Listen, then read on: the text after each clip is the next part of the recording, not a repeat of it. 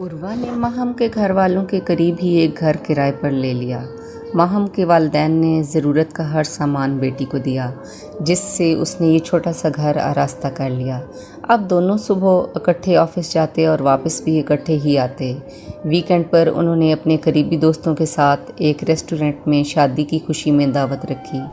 सब रात देर तक वहाँ गपशप करते रहे। इस दौरान उर्वा के घर से कॉल आ गई तो वो माजरत करके ज़रा देर को बाहर लॉन में आ गया। नन्हे अरहम की कॉल थी, जो बाबा के आने का पूछ रहा था। बेचैन था, लेकिन उर्वा ने अगले हफ्ते आने का वादा किया और बताया कि वो 2 वीक से बहुत बिजी है। नन्हे अरहम को ये नहीं पता था कि इस बार बाबा क्यों नहीं आए थे। कुछ महीनों से उर्वा की रूटीन में तब्दीली आ गई थी और अब तो उसने माहम का हाथ भी थाम लिया था। दूसरी तरफ अबीर, अरहम की मामा, वो भी तशवीश में थीं, लेकिन उर्वा हमेशा काम की ज़्यादती का बहाना कर देता। अब उन्हें तशवीश इस बात पर थी कि उर्वा को कॉल का टाइम भी कम मिलता था। हालांकि उसे उन लोगों की बहुत फ़िक्र होती, लेकिन माहम का नया नया साथ था तो वो किसी और अलग ही दुनिया में रह रहा था। 2 माह बाद माहम ने उसे अपने उम्मीद से होने की खुशखबरी सुनाई तो वो खुश हुआ, लेकिन ऐसी खुशी जिसकी माहम ने तवक्को की थी वो उससे कुछ ज़्यादा महसूस ना हुई। शायद वो भूल गई थी कि वो तो पहले ही 3 बच्चों का बाप था। उसके लिए कोई ये नई बात ना थी, लेकिन फिर भी जब उर्वा ने महसूस किया कि माहम कुछ नाराज़ सी है तो उसने खुद को समझाया और उसका ख्याल रखने लगा। आज रात भी माहम का आइसक्रीम खाने का जी चाह रहा था। उसकी तबीयत कुछ ख़राब थी, वो खुली फ़िज़ा में जाना चाहती थी, सो उसी वक्त गाड़ी निकाली और उसे बाहर ले आया। माहम उससे अपने आने वाले बच्चे के बारे में बातें करती रही। इस बार उसे घर गए हुए महीना हो चुका था। बच्चियों की क्लासेस चेंज हुई थीं, उनका न्यू स्कूल में एडमिशन करवाना था। घर के बहुत से काम पेंडिंग थे जो उर्वा की ज़िम्मेदारी थी। अबीरा एक घरेलू लड़की थी, उसे बाहर के कामों का ज़्यादा इल्म और तजर्बा नहीं था। उर्वा ही हमेशा वीकेंड पर सारी जिम्मेदारियां पूरी करता। अबीरा और बच्चे उर्वा के वालिदैन के साथ गांव में रहते थे।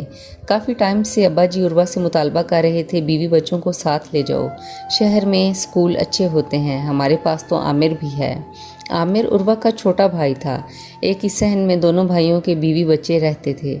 आमिर का कारोबार गांव के मुल्हिका शहर में था। वो रोज़ाना शाम में घर आ जाया करता था।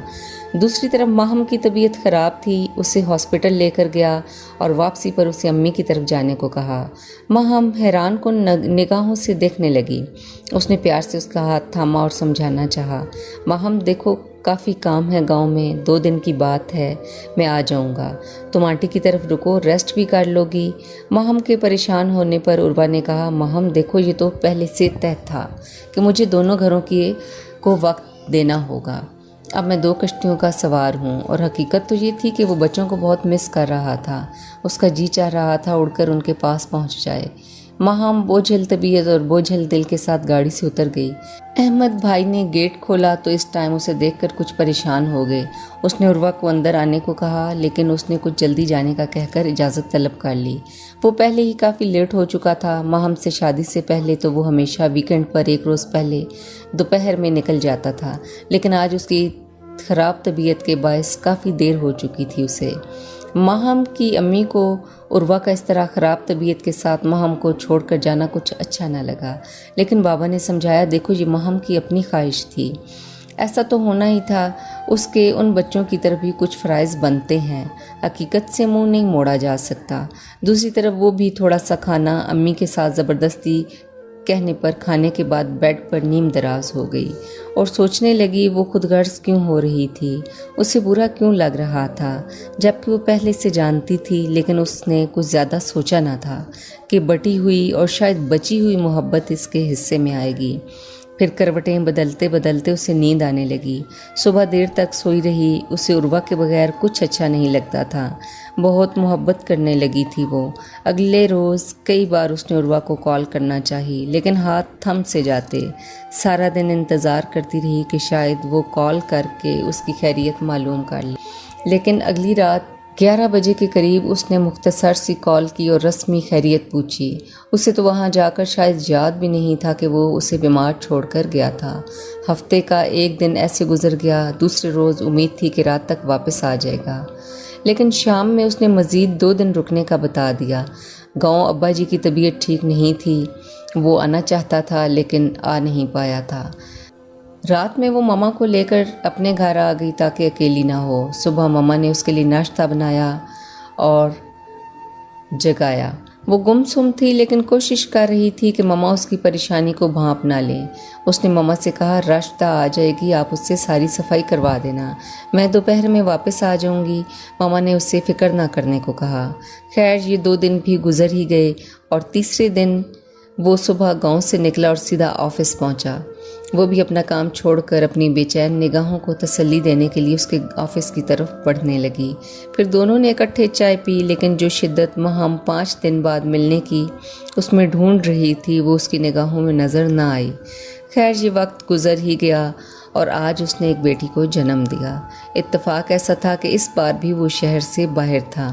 ماما، بابا، بھائی، بھابھی، لاریب سب اس کے قریب تھے۔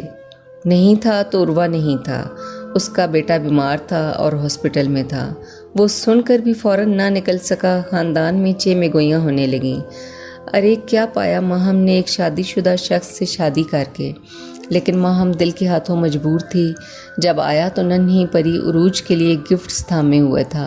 آتے ہی اسے گود میں لے لیا، ماہم کے ماتھے پہ بھی چوما اور اسے مبارکباد دی۔ ماہم کی آنکھیں بھیگ سی گئیں۔